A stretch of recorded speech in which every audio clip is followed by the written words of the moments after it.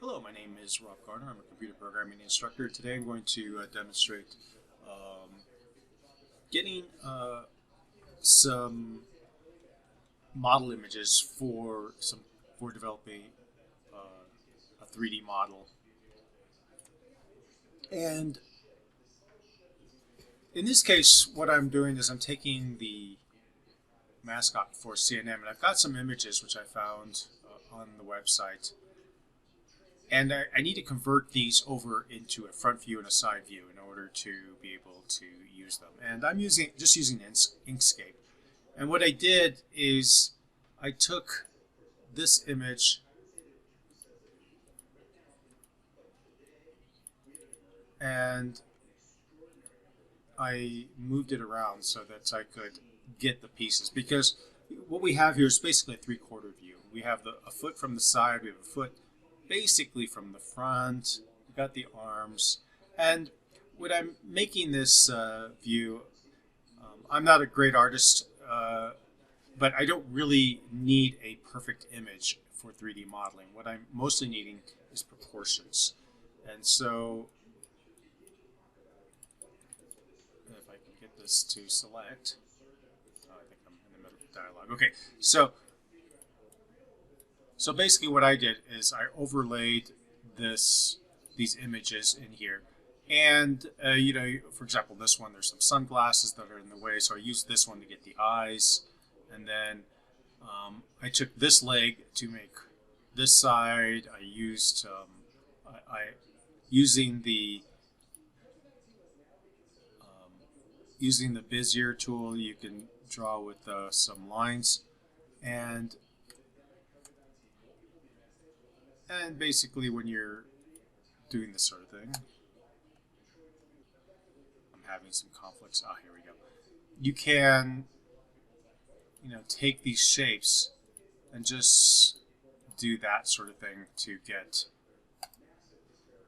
the image. And in this case, the Bezier here with Inkscape, you find tools online. You can find tutorials online on how to use these tools, but you click to select a dot, and then when you're done, you right-click and it'll finish it, and you'll get these little sections. So I'm going to delete those because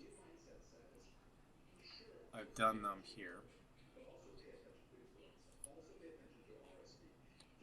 And I just had this image over here and just produced this drawing. Now to get the side view, like I said, the foot is on the side view.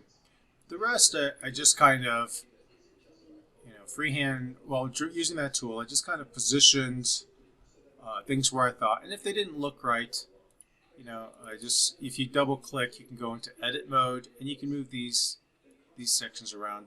And basically, you just get them roughly where they would make sense. Did the same thing with the side view of the head.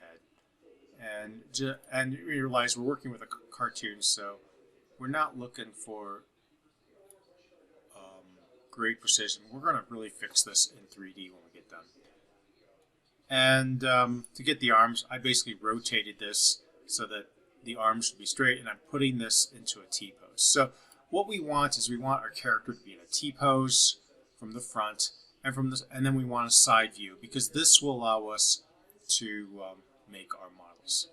Now you can get for my course, you can get your 3D images. Look for Creative Commons character models, or sometimes they're called walkarounds. And if you find those, as long as you have some sort of model, you can work.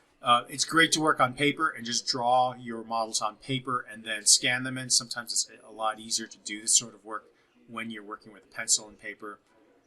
If you have a stylus and you're comfortable with using a stylus, you can do that. I find actually drawing with a stylus and with this is not easy when you're just going from scratch. But if you are adapting from an image, you could also do what I did and find an image that's not a front and side view, but you can kind of interpolate it with, by translating it over using something like Inkscape or bitmapping tool, whichever works best for you. And you can see I put these construction lines so that I could line things up. You know, the top of the ear, the top of the head, where the eye is located, and I roughly where the eyebrows end up. The bottom of the chin, where the shoulder kind of ends up. That I want that lined up. The underneath part of the arm, this oval, which is where the arm is going to start. Where the legs begin, and where the feet.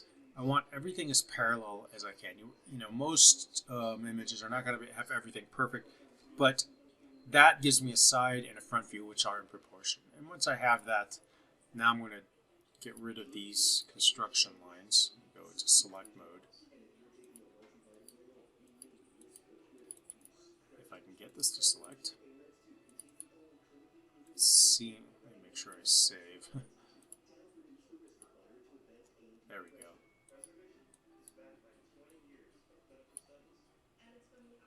Try not to delete. In any case, I'm going to go through and delete all these construction lines. And then I'm going to save this. I'm going to export it as a PNG. And then in the next video, we'll look at bringing those in so that we have some reference images. Thank you.